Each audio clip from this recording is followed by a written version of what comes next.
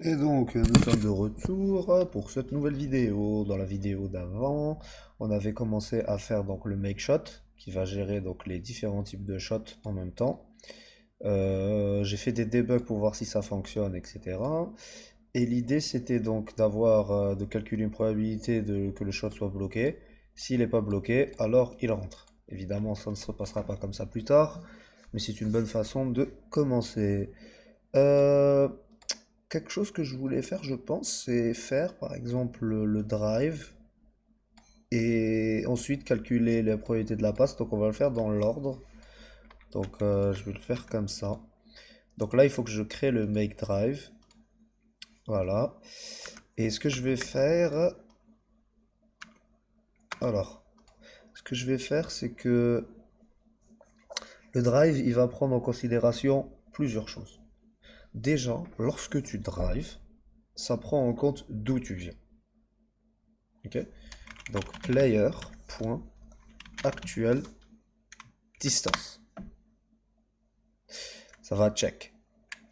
If player.actual distance égale actual distance longue, donc si je suis loin, alors je vais faire quelque chose. Else if, ici, actual distance, player, pardon, point actual distance, actual distance point mid. Voilà les deux possibilités dans lesquelles je peux drive. Je peux pas drive si je suis à côté du panier, évidemment.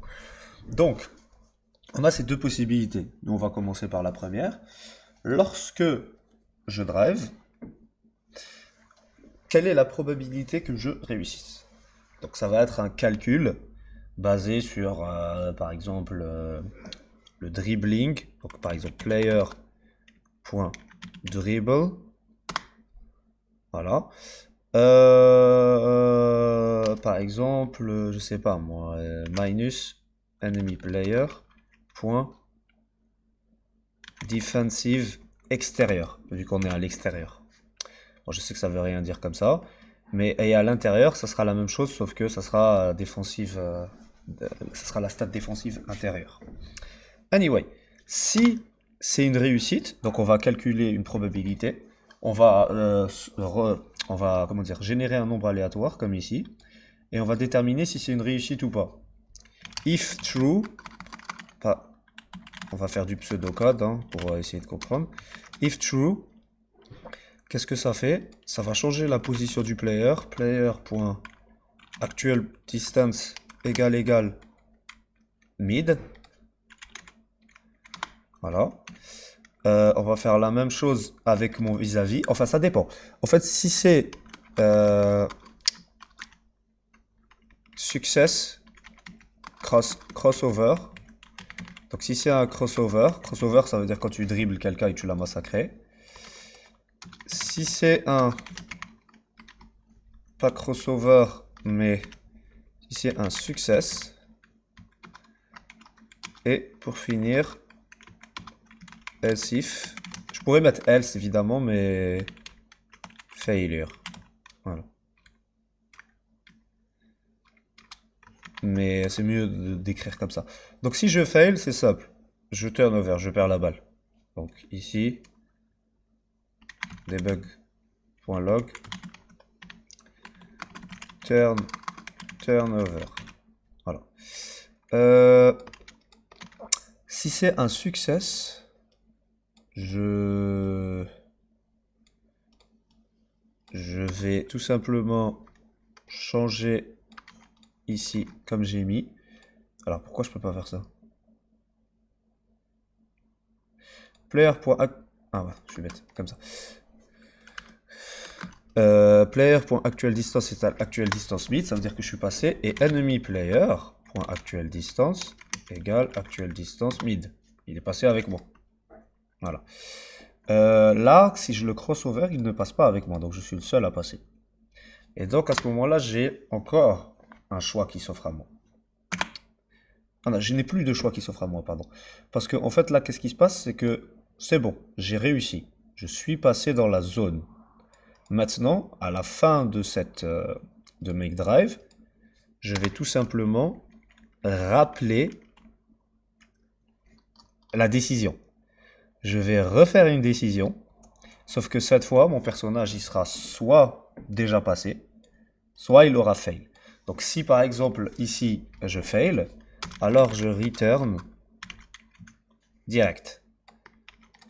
Ça veut dire que je ne refais pas de décision. Ou plutôt j'appelle une fonction qui s'appelle turnover. Voilà. Et turnover, elle va tout simplement donner le return comme ça. Voilà. Turnover, puis je return. Ce qui va permettre en fait de passer à la suite et de donner la balle aux adversaires. Sinon, actual distance est égal ok. Donc ça, à l'intérieur de ça, c'est la même chose, sauf que au lieu que ça aille au short, c'est déjà ici c'est intérieur defense. Cette ligne ne sert à rien pour le moment, on va l'enlever, mais ça va faire un petit calcul. If crossover actual distance égale à short distance. Ici, actual distance égale à short distance. Et ici aussi, short distance. Et si ça fail, encore une fois, turnover et ça appelle turnover. Voilà. Donc voilà les deux possibilités. Donc soit je dribble en étant à longue distance, soit je dribble en étant à mi-distance. Et je pense que c'est tout. Ouais, et là je rappelle en question le... Ouais, et là je refais un make decision, c'est ça? Non, un check ball handler decision. Voilà. Donc le ball handler ici ne change pas, donc c'est ici que je vais faire check ball handler decision. Et vu que là vu que quand je drive je ne fais pas de passe, donc le ball handler ne change pas. Donc je vais rappeler le ball handler decision à la fin. Si à la fin comment dire, à la fin de un de mes choix.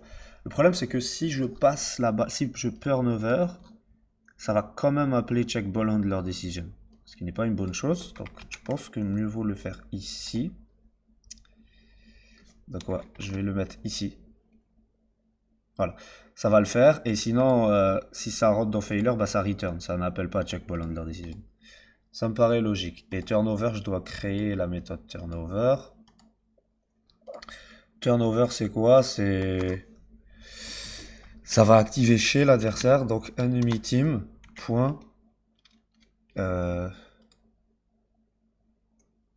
Enemy team, c'est quoi? Enemy team. En l'occurrence, c'est le start, mais init. Public void init. Et je vais mettre tout ça ici, dans l'init. Voilà, init, comme ça je peux l'appeler de l'extérieur. Et là, point init. Comme ça, je le fais. Et avant ça, je fais un reset de tout le monde, je pense. Non, pas besoin. Je pense que ça s'en occupe bien. Ça reset les stats de tout le monde. Ouais, faudra pas le faire ici, mais bon, c'est pas grave.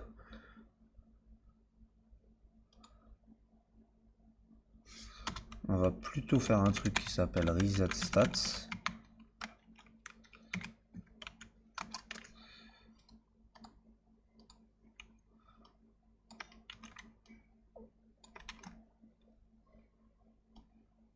Et pas besoin de le faire pour les ennemis en fait, parce que chacun aura son propre reset stat.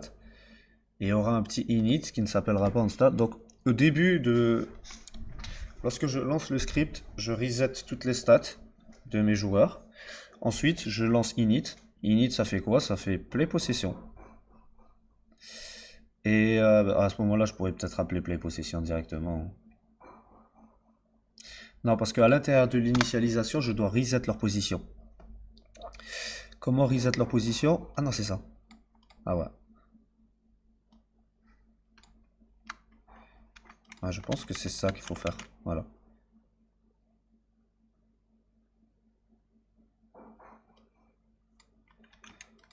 Je crois que c'est ça qu'il faut faire. Et check ball handler décision.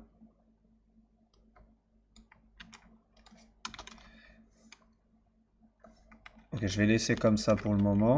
Je pense qu'il y aura peut-être des étapes sous-jacentes. Ce qui fait que si je perds la balle turnover, je vais appeler ça chez le script ennemi.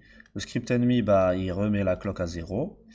Et il va tout simplement remettre tous ces, tous ces personnages. Ok, je pense avoir compris. Ok. Donc ici, ça ne... Ok, donc ici, ça ne fait pas play possession en fait. Play possession, c'est un truc public.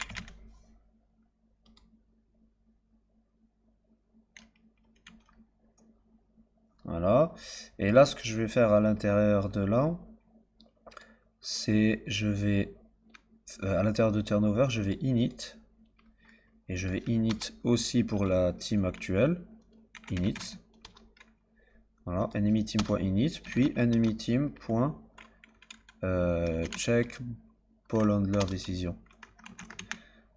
Voilà, dans cet ordre-là. Enfin, play possession plutôt. S'il vous plaît, possession. Ouais. Voilà. Donc je play la possession du joueur adverse et le joueur adverse, la team adverse, et la team adverse, elle, va refaire ce fameux délire. Et le ball handler, il faut le reset, le ball handler. C'est dans l'init que ça se reset. Voilà. Je vais faire ball handler égale à point guard. Voilà, comme ça c'est le point guard qui est, lorsqu'on initialise, c'est le point guard qui récupère la balle. Logique. Et tous les joueurs retournent à leur poste. Ça c'est très important. Parce que en fait, au fur et à mesure d'une possession, les joueurs vont changer de poste. Par exemple, lorsque je drive, en l'occurrence lorsque mon cross est réussi ici, ma distance au panier a changé. Ah non, c'est plutôt la distance. Ah ok. C'est plutôt le... Euh, c'est pas ça qui est très important, c'est surtout le fait de donner leur véritable distance. Actuelle distance égale à longue. Voilà, c'est ça qui est important en fait. Je vais faire la même chose pour chacun d'entre eux. Et là c'est shooting... Ah, shooting guard, je crois que ça s'écrit avec...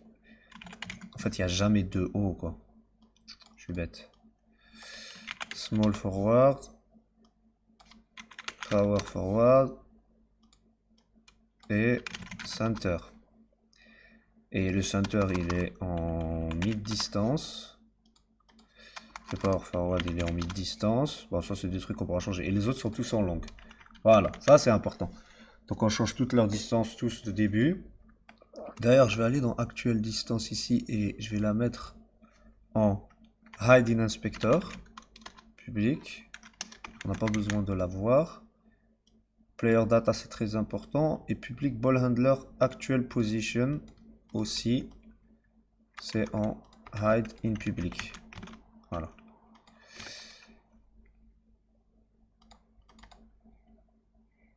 Ah ouais, le fameux pseudocode.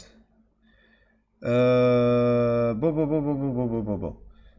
Donc là, on a pas mal avancé sur le drive. Maintenant, il va falloir donc changer ces fameux if success par des choses des véritables calculs.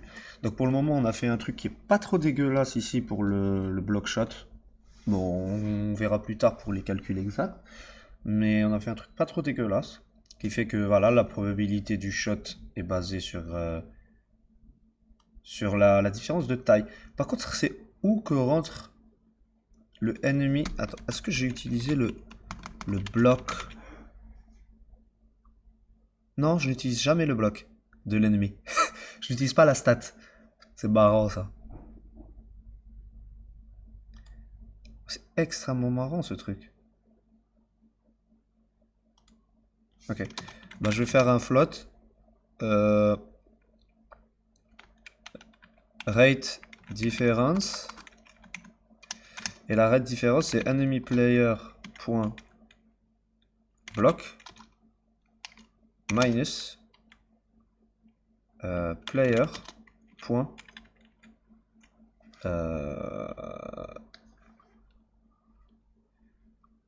Le shoot en question. Ah, ok, donc je dois le faire à l'intérieur d'ici. Hop. Hop.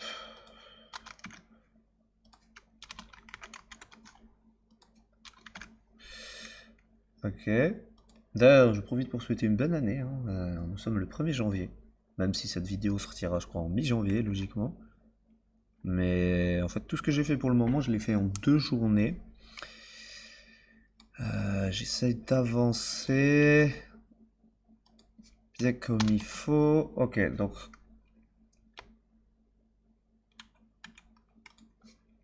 c'est quoi ça? Rate différence. Ok, je vais le créer ici. Float rate diff.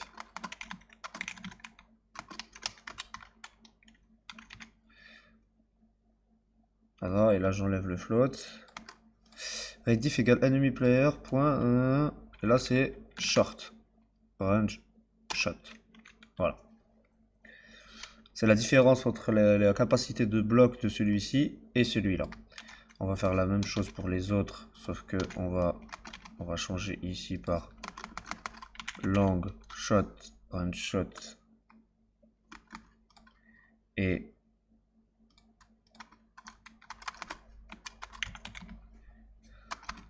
mid. Voilà. Et ici dans le rate diff, c'est la probabilité de ça plus ça divisé par 100. Voilà, donc c'est plus ça, rate diff, comme ça.